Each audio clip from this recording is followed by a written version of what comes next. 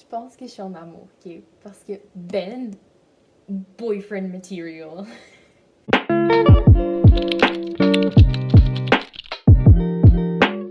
Salut tout le monde! Aujourd'hui, on se retrouve pour une nouvelle vidéo. J'ai super hâte de vous la présenter parce qu'aujourd'hui, je parle de Showstopper, un livre que j'ai absolument adoré. Ça a été un coup de cœur monumental et ça figure parmi mes livres préférés de tous les temps. Donc, sans plus attendre, le livre s'appelle Showstopper, écrit par Hailey Barker, publié par les éditions Bayard et qui contient 531 pages. Petit résumé. L'histoire se passe à Londres en 2045. La société est séparée en deux clans, les purs et les bâtards. Les purs, c'est des blancs, des Anglais purs, comme ça le dit, et qui sont vraiment des Anglais qui viennent d'Angleterre. Ils sont purs, ils sont blancs, et donc ça fait la race des purs. Les bâtards, eux, ce sont tous les gens qui ne sont pas de souche. Ils peuvent être blancs mais venir de d'autres pays autres que l'Angleterre. Les bâtards, c'est des moins que rien dans cette société-là. Les purs gagnent tout. Ils ont les meilleurs emplois, ils ont tout ce qu'ils veulent. Ils ont même un divertissement hors du commun, le cirque. Le cirque où seulement les bâtards travaillent, où les bâtards mettent leur vie en danger, jour après jour, seulement pour le plaisir des spectateurs purs. Les bâtards sont traités vraiment comme des objets. S'il y en a un qui meurt, on le remplace, il n'y a rien là. Et c'est un peu un climat de peur. Une fois que tu rentres dans le cirque, tu sais que tu ne vas jamais en sortir. La seule question à se poser, c'est quand est-ce que je vais mourir. Et les conditions sont pas meilleures en dehors du cirque. Les gens, les bâtards qui vivent dans la société vivent dans des ghettos fermés, qui sont insalubres, qui sont dangereux, où règne la peur.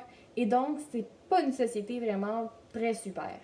Et pourtant, un jour, pendant un spectacle, Oshiko, qui était la funambule star du cirque, va faire une chute étrange. Et Ben, un pur, fils de la ministre, va la rattraper. Et ça veut dire qu'il lui sauve la vie. Il vient de sauver la vie à une bâtarde. Et il n'y a rien de plus bizarre dans ce monde.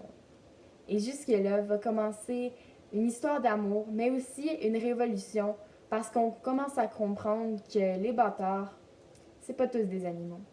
J'ai absolument adoré tout de ce livre sans exception. Je l'ai lu en français et donc la version traduite, mais c'était excellent. L'écriture est incroyable. On a vraiment l'impression d'y être et l'auteur évoque des sentiments très forts envers les personnages auxquels on est attaché parce qu'ils sont super attachants. Oshiko est une personne tellement résiliente, tellement sûre d'elle-même, tellement confiante et elle va toujours travailler. Elle a pris sous son aile une petite fille, Greta, et elle ne va jamais la lâcher. Elle va toujours être là pour elle, même si elle sait qu'elle va mourir, elle n'a pas peur. Elle accepte les choses comme elles viennent. Et vraiment, ça fait de Oshiko un personnage extraordinaire. Tout comme Ben, c'est vraiment une personne qui est intéressante parce qu'on va voir comment il passe de la mentalité que les purs sont bien et que les bâtards, c'est des animaux, à comprendre que peut-être que les bâtards, c'est pas vraiment les personnes comme on a expliqué ça à l'école. Et donc, on voit cette évolution-là et c'est super intéressant pour les personnages, pour leur évolution, mais aussi pour l'histoire. Et aussi, j'ai bien aimé que dans ce roman, le terme du racisme soit abordé et un peu moins évidemment que dans ce qu'on aurait pu faire. On le fait dans une société futuriste et donc c'est un peu fataliste, mettons, comme société, parce que là, le sort des immigrants est vraiment différent. Et je trouve que ça met vraiment une espèce d'alarme dans notre tête parce qu'on se rend compte que peut-être que si on continue à maltraiter les gens qui arrivent dans nos pays, il va peut-être arriver la même chose et c'est vraiment pas souhaitable.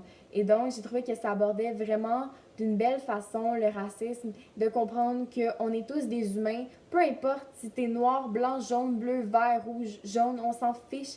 T'es un humain, tu appartiens à la race humaine et ça finit là. Donc ça, j'ai trouvé ça super intéressant. Sinon, il y a aussi l'aspect que c'est un peu de la science-fiction. Donc, si vous me connaissez, vous savez que moi et la science-fiction,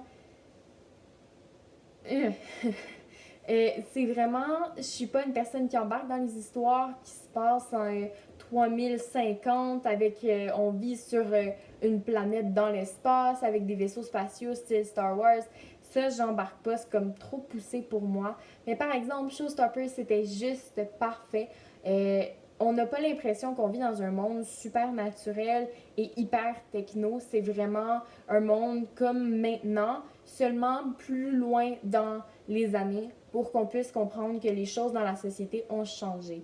Et donc, j'ai trouvé ça super cool parce que ça fait un petit peu une petite science-fiction légère que vous allez adorer si vous êtes comme moi.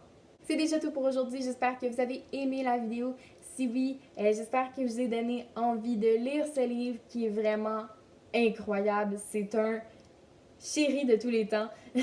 Et j'attends avec impatience Show Stealer que j'ai commandé à une librairie parce qu'il ne l'avait pas. Et donc, je l'attends impatiemment pour pouvoir continuer ma lecture parce que oui, il y a un tome 2 à ma grande joie. Donc, j'attends ça impatiemment et je vais vous le faire savoir sur Instagram et ensuite sur YouTube quand je vais poster une critique sur le deuxième tome. Donc, n'hésitez pas à laisser un like, un commentaire, à vous abonner à la chaîne et à activer la cloche pour les notifications. Bye!